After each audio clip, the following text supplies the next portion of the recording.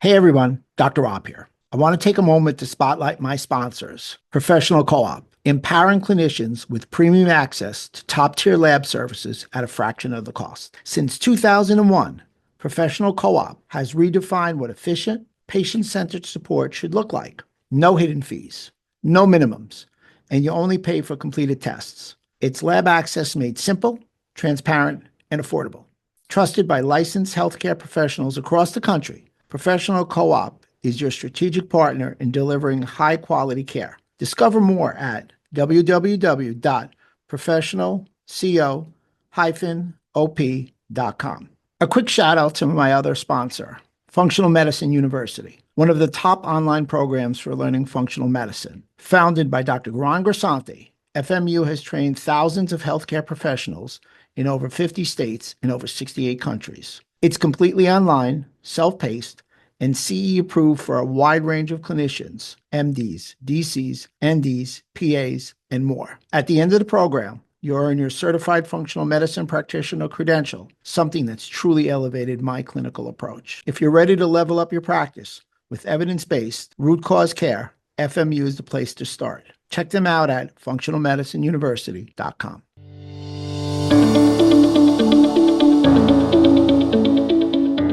Hey everybody, Dr. Rob Silverman here, Proven Health Alternatives. I've got international superstar, a young lady who's written 7 books, multiple chapters in other books, internationally known.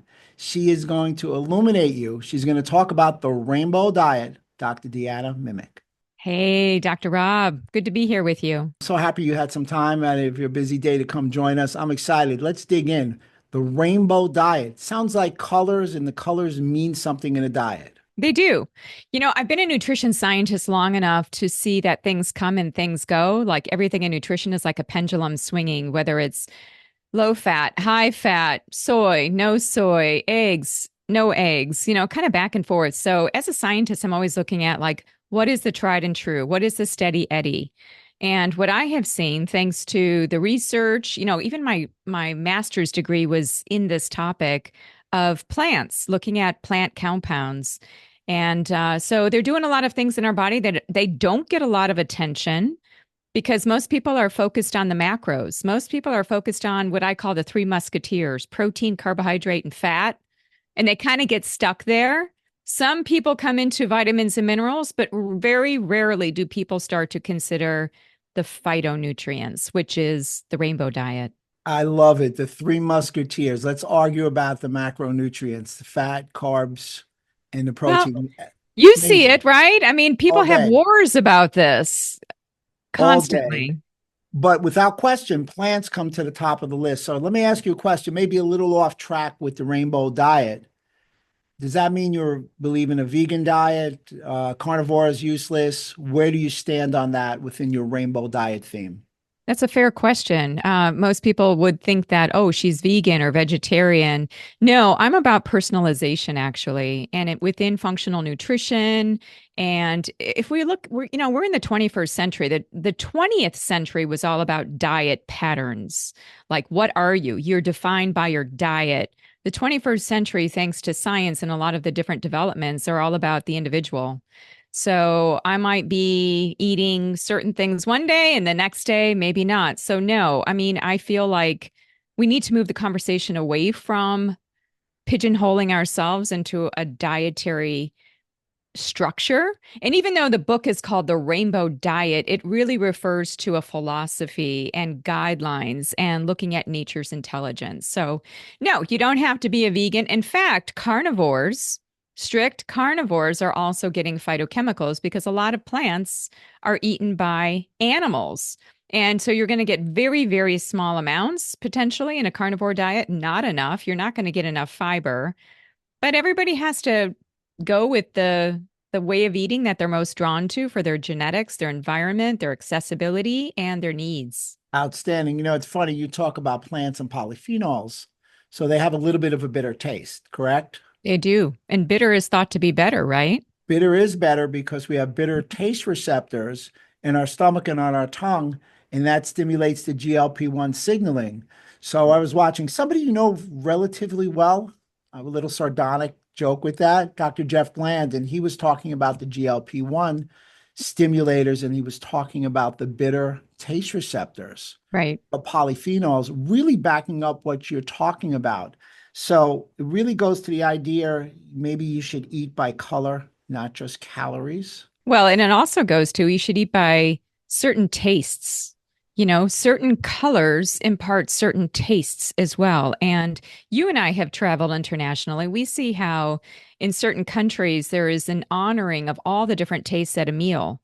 And I think for most Americans, it's about sweet, salt, kind of that kind of pendulum swinging back and forth. But truly, if we were to honor traditional ways of eating, we would be looking at bitter, umami, sour, astringent, looking at traditional Chinese medicine and honoring all of those tastes, that they're keying into certain receptors that are signaling throughout the body. And what's really cool is that bitter taste receptors are not just in the mouth and in the gastrointestinal tract, they're in the brain, they're in the reproductive tract, they're in the respiratory tract, they are throughout our bodies. So, in some way, I feel like perhaps they've been improperly named as bitter taste receptors. Yeah. And perhaps there are other kind of chemical compounds that those receptors are keying into. But yeah, bitter is better for that perspective. So I'm going to piggyback on the eat by color, not just calories, because I wrote some crib notes. I did my homework. Your You're book good. sent, yeah, I tried, but we want to get a good grade. We want the Gold star teacher. for you. Oh, I'm feeling good. My wife's banging the drums now. Your book centers on the idea that each color in the spectrum corresponds to specific phytonutrients and health benefits. As you said, very, very eloquently, a varied, colorful diet supports diverse physiological systems. Taking it to the next step, 7 systems, 7 colors. Do you want to go through each one of those? Because I know I everybody's going to, do. all right, go for it. Let's I do it. love that. Let me just first back up and just say when I was in graduate school way back in the 1990s, and I was studying these phytonutrients, they were just all bucketed as antioxidants. And Mm. that was it. It was kind of like, oh, just get more antioxidants, functional foods. Let's add some lutein to prune juice or some lycopene into this functional food bar. But now we see that there's a lot more to these phytonutrients, and that is kind of the genesis of a lot of this color code. What do I mean by the color code within the rainbow diet? It's that every color seems to have a functional signature. So, in other words, there's a reason to eat certain colors. So, yeah, let's go through them. By the way, what is your favorite color? Let's just get that This on the probably won't record. be a surprise, but bull red. Okay, yeah, I think that hasn't changed since we last talked then. Right. Okay, and everybody kind of has that color, and that's such a great entry point into the conversation, right? Like a 5-year-old knows what colors they like, and so does a 50-year-old and an 80-year-old. We can all talk about color. So let's start with red. Red is the color of the immune inflammatory system. So think about it. When somebody's inflamed, they actually exhibit redness. So it's part of the phenotype or the look and the feel of inflammation. But what is also really interesting is that certain foods that are red in color, cherries, strawberries, beets, there are certain things in these foods, namely certain phytochemicals that are polyphenols, phenolic acids. Some of these red colored foods are also higher in vitamin C, like acerola cherries, and even red bell pepper is pretty high. And so a lot of these different nutrients that are found in red colored foods would be helpful to the immune inflammatory system.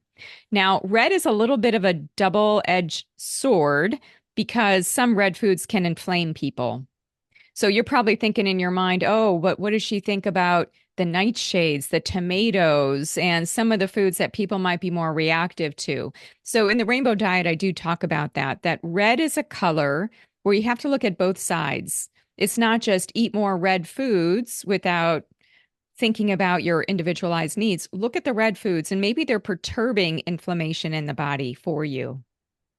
So red, inflammation, immunity based on these polyphenols, vitamin C. And when I think about red, I also think about the adrenals, which are those reddish glands that sit on top of the kidneys that help with survival and stress response, which very much tie into the immune inflammatory cascade. So what was the last red food that you had to eat? This morning, tomatoes, lycopenes. Did you have tomatoes? I did. I had them with my eggs, whole eggs, of Okay. course, pasture raised. I had Okay. some tomatoes, and I don't think you would call it red, but it's in the red family. I had some lox. That's orange. That's the next category. Okay, well, I'm setting you up inadvertently. And my wife made some gluten-free cauliflower waffles. Oh, wow. Wow, Right. that's really unique. Okay. Well, in terms of red, it could be a lot of different things, right? It could be vegetables, it can be fruits. But keep in mind that even though I talk about plants, that category is not just fruits and vegetables. So it could be nuts, seeds, it could be edible flowers, it could be herbs, spices. So, when we think of red or any of these colors, just think expansively about those. So let's move on to orange since you mentioned locks. Right. And well, believe it or not, salmon and other kinds of fish are actually sometimes there are coloring agents to make them look even more orange. Mm. So when we think of orange, we think of the carotenoid family. So there are something on the order of 700 different carotenoids. Wow. This was the focus of my master's thesis, actually, where we were looking at lycopene, which is a red carotenoid, but there are many, and some of them are orange, some of them are yellow. But the way that I talk about them in the rainbow diet is that orange is the color of reproductive health and of looking at your fat soluble tissues. So, like your fat, your brain, your skin. So when I was growing up back in the 1970s, and my mom was a health nut, she had a lot of carrots. And what happened to her was her skin became orange, like a Oompa Loompa, right? So a lot of those carotenoids, they go right into the fat tissue. They're protective of the fat tissue because we know that fat, as Dr. Jeffrey Bland would say, can be happy fat or angry fat. We don't want the angry fat because that kind of fat is filled with inflammatory cytokines, right? It's inflamed fat. That's the problematic fat. So a lot of these carotenoids can be protective because they kind of go into that fat tissue and act as a antioxidant protection. There are also, I'm going to give you a tidbit that you may or may not know already, but we also see a connection between carotenoids and ovaries in women. So specifically, there have been some research studies showing that within the ovary, you can find between 13 to 14 different carotenoids. They Wow. just kind of localize in the ovary, and they seem to be important for things like ovulation. So that's why I connect them to ovarian health. Women that have more orange colored fruits in their diet may actually have less ovarian decline or a less early ovarian decline. There was one study that was looking at that. So, persimmons, mangoes, tangerines, oranges, very rich in certain carotenoids that seem to be protective for the ovaries. Fascinating. Let's talk about some of the other colors. Let's talk All right. about yellow, my least favorite color. It's your least favorite? That's so interesting because, there have been studies on the psychology of color, and most people are actually drawn to the color yellow. It's the color of optimism, it's the color of happiness. It is kind of that happy color. I mean, have you ever seen the smiley face where it's just like a yellow circle with, two dots for I mean, things are in, yeah. I just took a picture of a yellow daffodil yesterday because it was like, spring is here and it just feels like warm and inviting, but you don't like yellow. Yeah, I'm not a yellow Interesting. guy. I'm not a yellow Okay. guy. Okay. There might be something here for us to talk about then. So, yellow in the rainbow diet is about digestive health. It's the seat of your digestive fire, right? So, you've got bile coming out, you've got stomach acid, you're squeezing out things that are hot and catalytic and transformative. So, it is, and for some people, they've got too much heat, they've got too much digestive activity. So yellow is kind of like red. You can go to either side, and is a lot of processed yellow.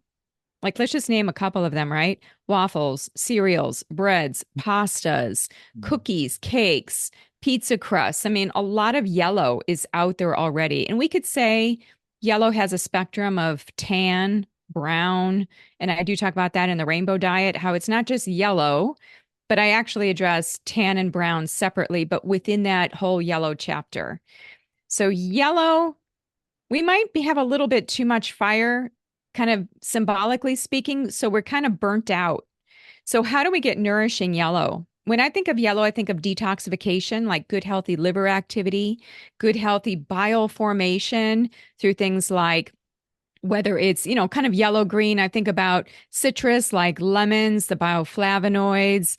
I Right. think about pineapple full of protein breakdown enzymes. So, a little bit of pineapple with a meal is so good, especially like a high protein containing meal, just for the natural breakdown that pineapple is capable of.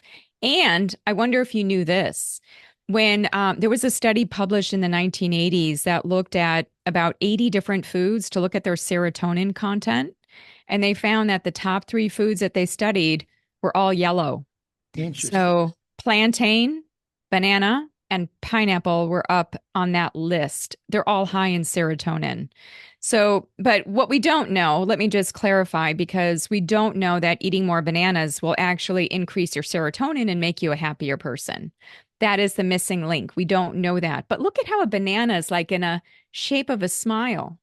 Or you could say it's in the shape of a frown if you're getting too much in the way of processed bananas, Overfeeding. right? And like very ripe bananas and overdoing it. So a smile can easily become a frown. And so that's why, yellow is one of those colors that's a little bit, it's a little bit double depending on how you're seeing it in your life. You changed my diet, and I'm a little provincial when it comes to that. So when we were down in Colombia, we had the opportunity to dine multiple times, and you were like, Rob, you don't eat a lot of fruit. For somebody who's healthy, why aren't you eating fruit? And I was like, fruit, fructose, can't do it. And we know now you can eat fruit at the end of a meal, decreases glycemic response, decreases insulin response, etc. And you're like, do you realize that the fruits are made in the shape of the organ that it helps? So, Well, I was like, so mostly. yeah, like walnuts and stuff like that. And you were like, yeah. So, I mean, you made a indelible mark on my thought process. I'd love for you to expand upon that a little bit because, if you move me, you're not going to get anybody who's more obstinate in listening than I am when it comes to food. That's true. You did kind of have an aha moment when it comes to fruit because you were asking, like, in all of the information circulating was about fructose and isn't that bad? But a fruit is more than just its sugar. In fact, nature has created it in the perfect way with fiber, different phytochemicals. And so we're taking in the whole of it, hopefully. We're not just having the processed formats of it. So I think from that perspective, it's beneficial. There are also studies, this is really interesting, showing that fruit, intake of fruit is correlated with rates of and risk of depression and different mood states. So, with greater fruit intake, we see on average lower risk of depressive symptoms.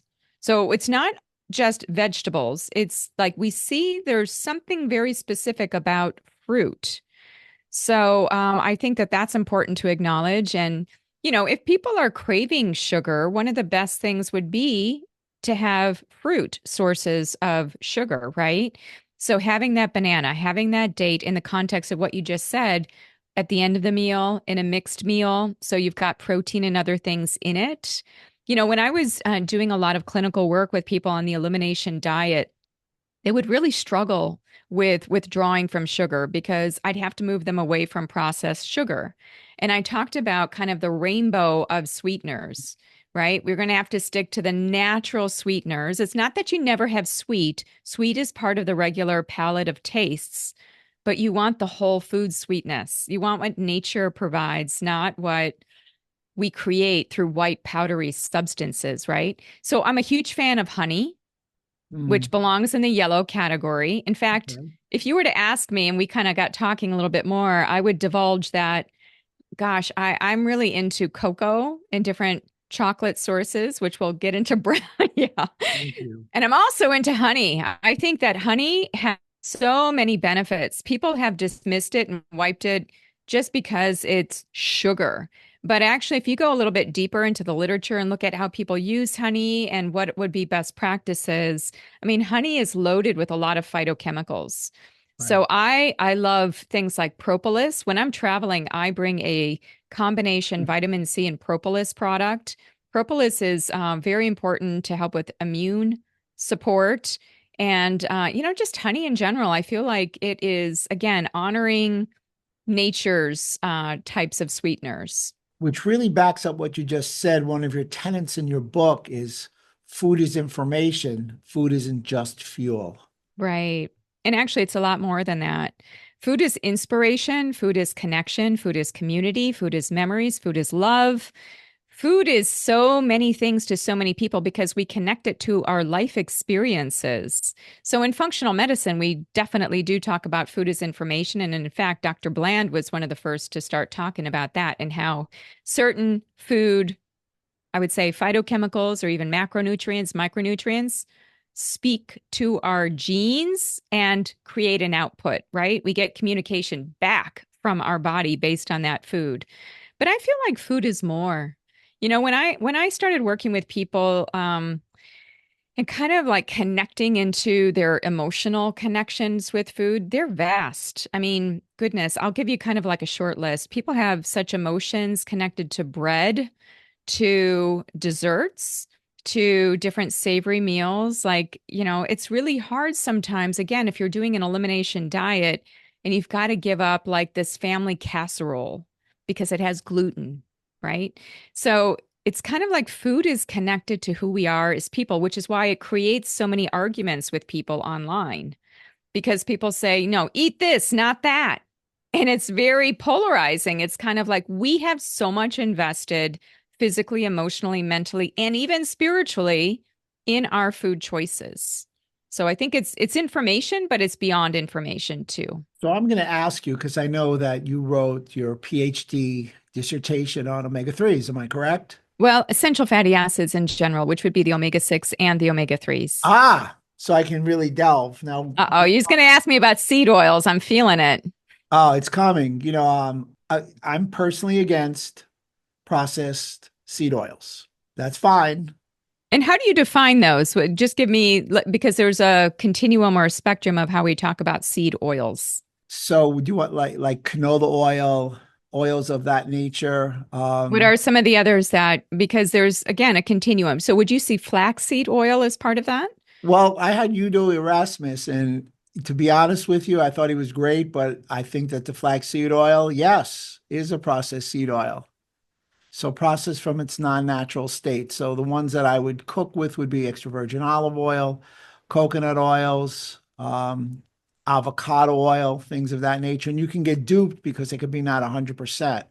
But I'm Hmm. looking more at like the canola oils, the rapeseed oils, the grapeseed oils, things like that. Where are you on that topic? Well, it's much like anything else, like even meat. It's about the quality. It's about Mm, the degree of processing, and you can have different levels of processing, and it's also how people use those oils. And what I think is problematic is how we cook with oils because fats break down in heat, light, and oxygen. mm. So if you're storing your fats in a plastic bottle, in a clear bottle, already you're going to have damage. You can actually be creating inflammation just by the dietary oils that you're taking in. And then when you go and cook with certain oils, you can further lead to greater oxidation of the fat. And then you start to create these inflammatory byproducts. So I think that there's so much focus on seed oils and the processing. I mean, this is, again, it's just another shiny object within nutrition. It's something for us to pay attention to, but I think that there's a lot more nuance because in nutrition, it just feels like people just do a yes or a no, a good or a bad. And I don't think that this is one of those things where it's just, you just toss all seed oils into the no basket. I think it is really a nuanced conversation. We have to look at storage, preparation, cooking. I was interviewed for a cardiology type of summit some years ago. And I think that, we got to the question about cooking with oils. And I said, I don't actually like to cook with oils. I Mm. like to cook with water. One of the best conductors of heat is water. So my husband laughs at me because, he's like, You burn our pans sometimes if you're not paying attention. You've got to pay attention when you just use water and not oil because it'll evaporate, right? And then you're just left with heat. So, and that's how good it is with conducting that heat. So, steaming and getting everything perfectly cooked and then adding in the oil at the very end is kind of how I tend to do it. So, I'm not damaging oils. But yeah, I like your choices of oils. I also think that diversity is important. And I talk about that in the rainbow diet, how important diversity of all things would be. Like even fruit. Don't have the same fruit every day. Don't have the same vegetable. Don't have the same spice, the same herb. You've got to diversify. The American Gut Project found that people that were having greater than 30 plant foods per week fared much better in their short chain fatty acid production, which is a marker in the gut of things like immune status and just promoting a healthy gut, compared to people that had less than 10. And the average American kind of shuffles between probably like 5 to 7 different recipes. So they're very limited. And Right. also the amount of plants that we have access to. We go to the same grocery store. We don't even really think and find ourselves with intention at the market, right? So we just kind of buy the same stuff. Diversity is important. And in fact, what you actually, I think, ideally want to aim for is about 50 50 unique plant foods in 7 days. That's not a lot. That's not a lot. No, I mean, I've actually done this in a whole group setting. I Oof. have in the book, in the Rainbow Diet, I actually provide the tracker so you can categorize, and I've got all the different categories. So let me give you an example. If you had an herbal tea and it had 7 herbs, that's 7 unique plants right there. Terrific starting point. That's your starting point. But if you had that same herbal tea on day 2, you can't count those same herbs.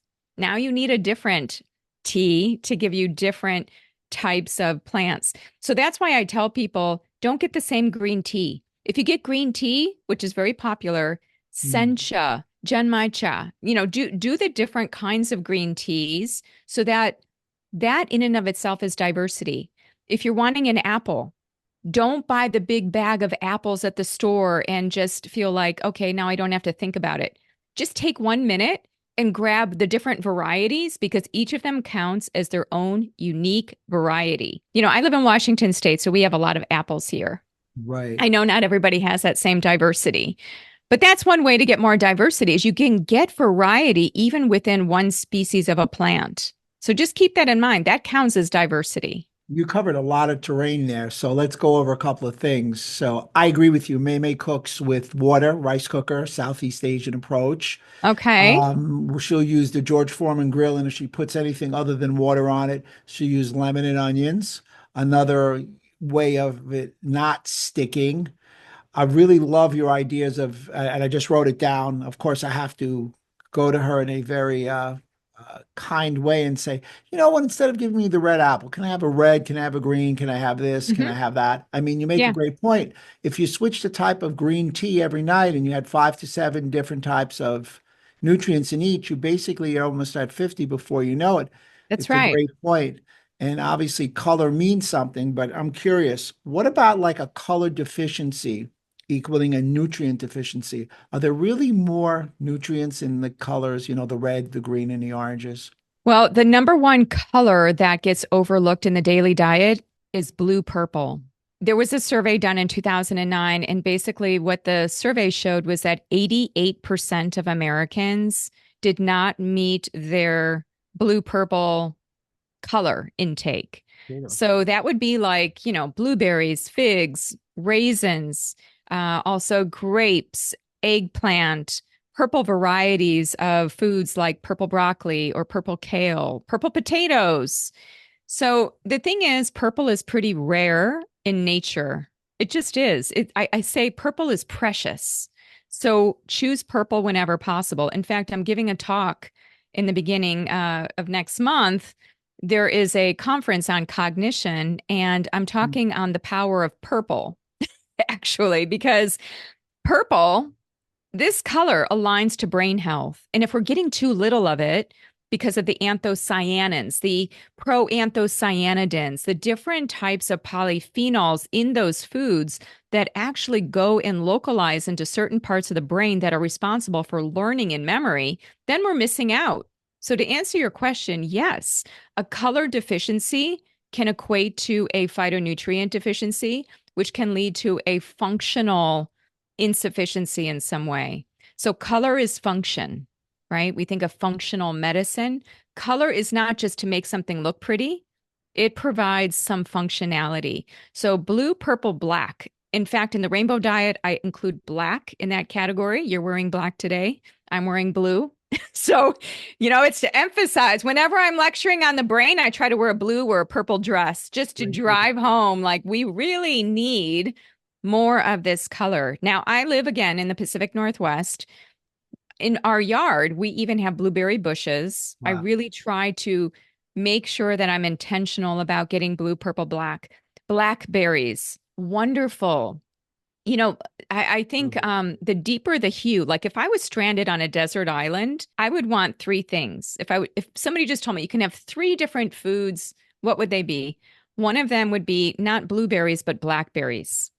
Blackberries, look at how they're structured. They have more fiber. The deeper the hue, typically, the greater the phytonutrient density. So it's so black and it's so deeply hued in a lot of these pigments that are medicinal for the brain.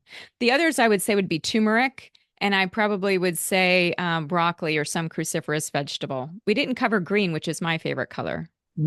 I have a question for you.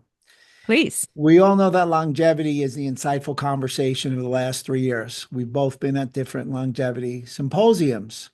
How would you say your ideas, your qualified ideas in the rainbow diet aid to longevity, health span, lifespan, and vitality? Colorful foods make for vitality. And that's what we see even in the blue zones, right? These people are eating whole foods, plant foods, and we need the whole spectrum. It's not like we just need blue purple for vitality and longevity. In fact, I've seen some discussion about that, like, oh, resveratrol is good for longevity.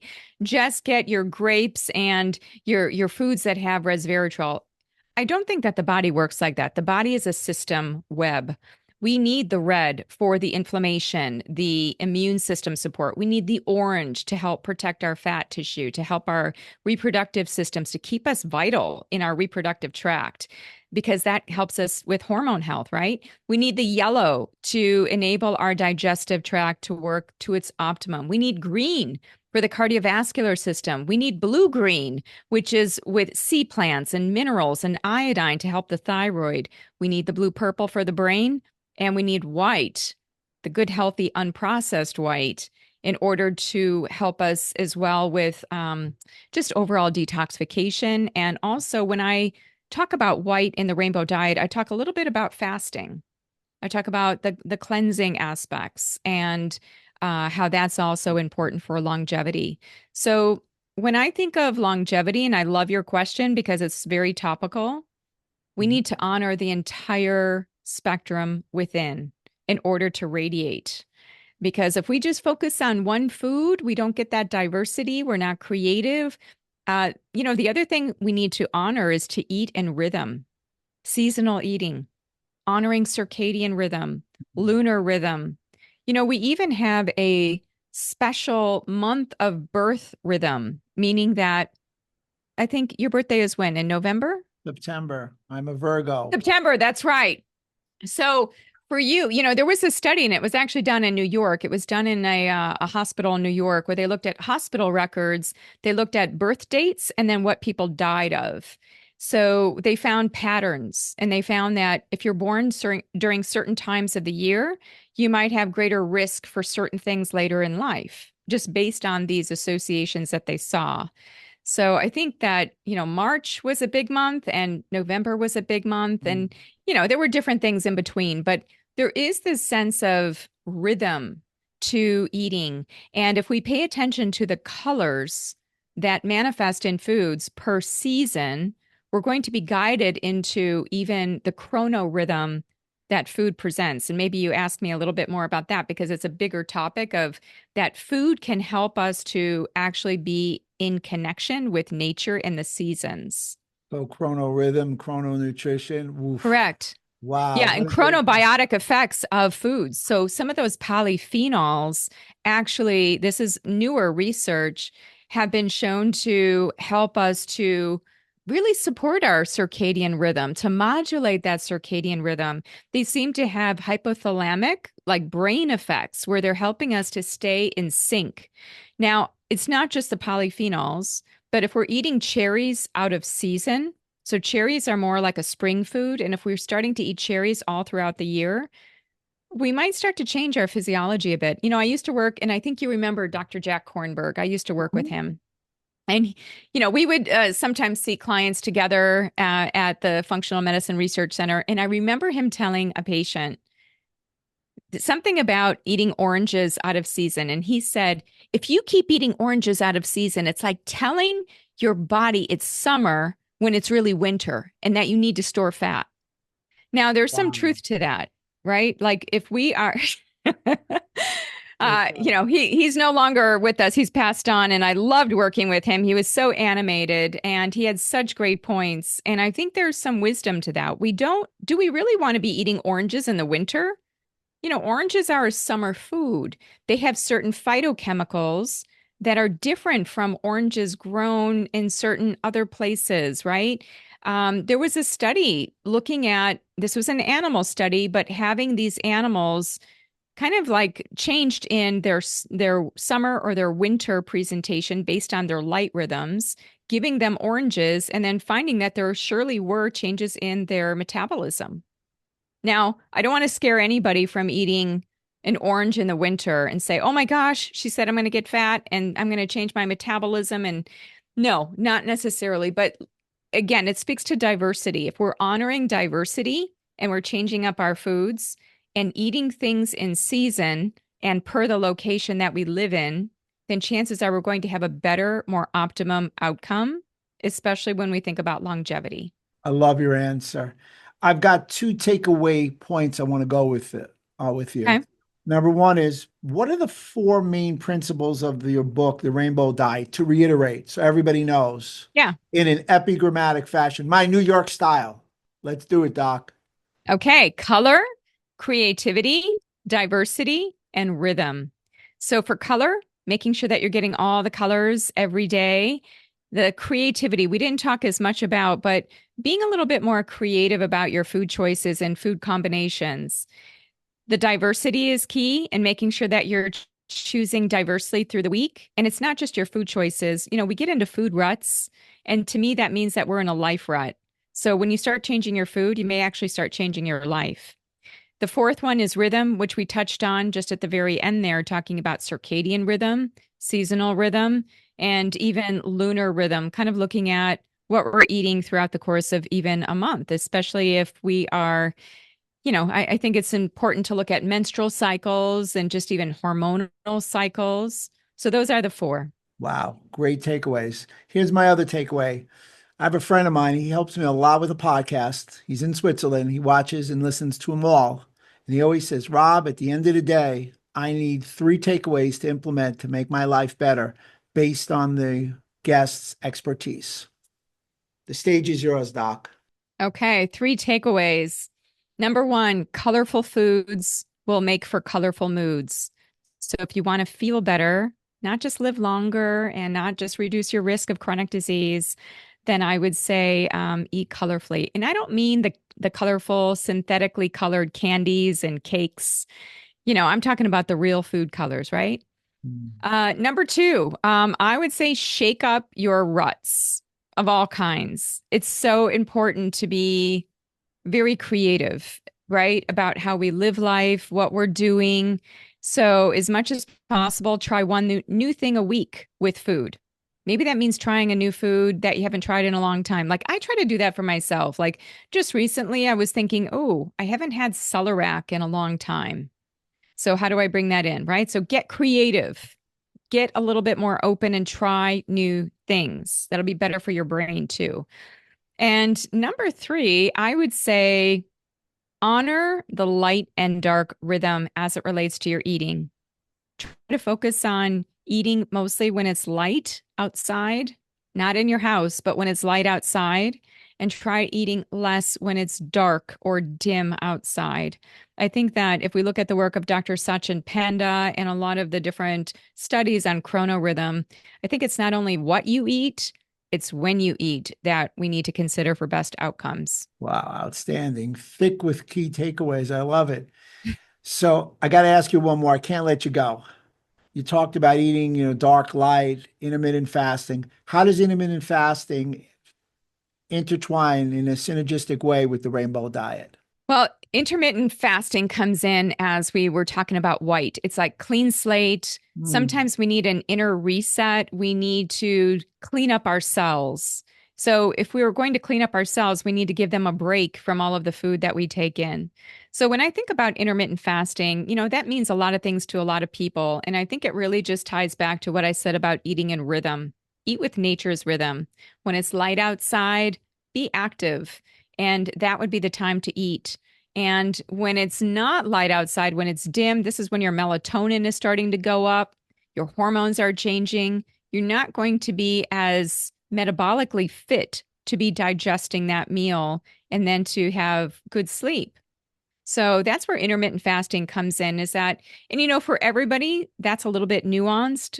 That's not for everybody in the same way. Some of us need a little bit more, some of us need a little bit less. But I think it's just a good guideline to think about, like 2 to 3 hours before bedtime. Don't be having that big meal, right? Try to scale it down so that you can digest and rest and actually have some healthy sleep.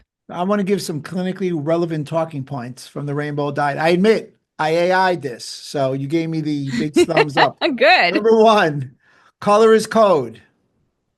Number two, color diversity equals microbiome resilience. Yeah. One that we really didn't cover, food, mood, color axis. You also have, you talked about it, and I'm really happy you talked about detox, a personalized pathway to detox. You clearly, if people didn't understand it, you were really bridging Eastern and Western medicine together. You are, without Mhm. question, the bridge. I'm a little unleveled. And color as a coaching tool. Yeah. Did Yeah. AI miss anything on you? I think for the most part, you got it. I mean, I would say keep it simple. Food has become so complicated. People think about grams and calories and counting. And I would say, enough already, analysis paralysis, and things come and things go. But what is tried and true is truly looking at these colors, looking at the phytonutrients, which I call the underdogs of nutrition. The Mm. macronutrients, protein, carbohydrate, and fat, those are the three musketeers. They always get a lot of the limelight, but the underdogs are thousands of these different phytonutrients. So, what I would say is keep eating simple, don't complicate it, and make sure that the foods that you're eating are relatively simple in their origin, staying away from processed foods. A lot of it is just very basic, intuitive wisdom. Outstanding. I had a great time. We have to do this again. I look forward to seeing you. And I promise you, when we dine, I will eat from the color rainbow. No politics, no sports, no complaints, just happiness. I love it. We'll bring more yellow into your plate too. I need to be more colorful, no question about it. I thought I was rhapsodic, and then I met you, and I need to change. Dr. Deanna Minich, thank you so much. It's been great. Thank you. Proven health alternatives, everyone.